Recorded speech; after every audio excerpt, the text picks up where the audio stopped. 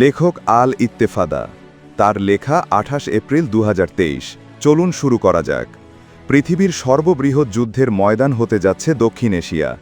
চীন তাইওয়ান সংঘর্ষ চূড়ান্ত রূপ নিলে মায়ানমারের উপর হস্তক্ষেপ করতে পারে কোয়াড।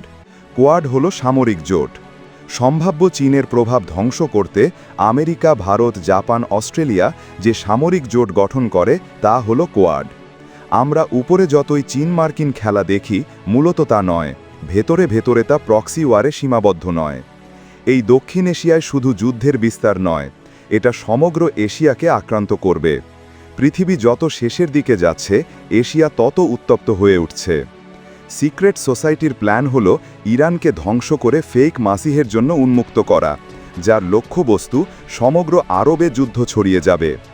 এটা মানেন আর না মানেন, পৃথিবীর সমস্ত মিলিটারি পাওয়ার এশিয়ায় মিলিত হতে যাচ্ছে, যার দুইটা বিশাল ঘাঁটি দুই প্রান্তে হবে। এক সিরিয়া ইসরায়েল কেন্দ্রিক, আরেক হল আফগান, ভারত, পাকিস্তান, বাংলাদেশ কেন্দ্রিক।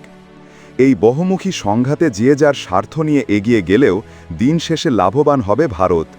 ভারত তার উচ্চবিলাসী অখণ্ড ভারত গঠনের সুবর্ণ সুযোগ পাবে এবং সে এই সুযোগে মরিয়া হয়ে উঠবে। চীনকে ঠেকাতে মরিয়া আমেরিকা ভারতকে ব্যবহার করছে, আর ভারত উপরে সেই নীতির উপর নেই।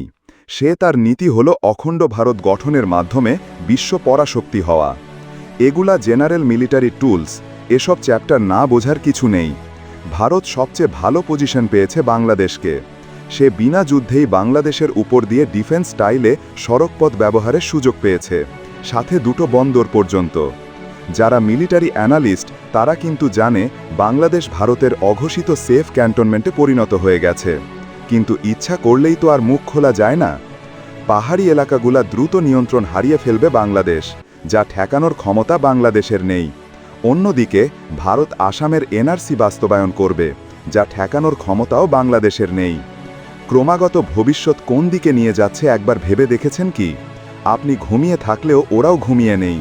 আপনার চোখের সামনেই ৫০০ কিলো রাস্তা তৈরি হয়ে গেল, সাথে দুটো বন্দর। এটা যদি প্রক্সি ওয়ারে সীমাবদ্ধ থাকত, তাহলে আপনি আমি নিরাপদ হয়তো থাকতাম। কিন্তু এটা তো অখণ্ড ভারত গঠনের সুবর্ণ সুযোগ, যার মূল টার্গেট মুসলমান। এত ইনোসেন্ট সাজতে সাজতে আপনি যে কুমিরের পেটে গিয়েছেন সেটাও বোঝার উপায় নেই। আজ প্রজন্ম এতটাই ডেড বডি হয়ে গেছে যে তার আর অনুভূতি নেই। একদম ভোতা একটা প্রজন্ম। আর এই প্রজন্মের ভোতা শায়েক, লেখক, বক্তারা আরও অনুভূতিশূন্য। চোখের সামনে আমরা কুমিরের পেটে চলে গেলাম, একটা টু শব্দও নেই।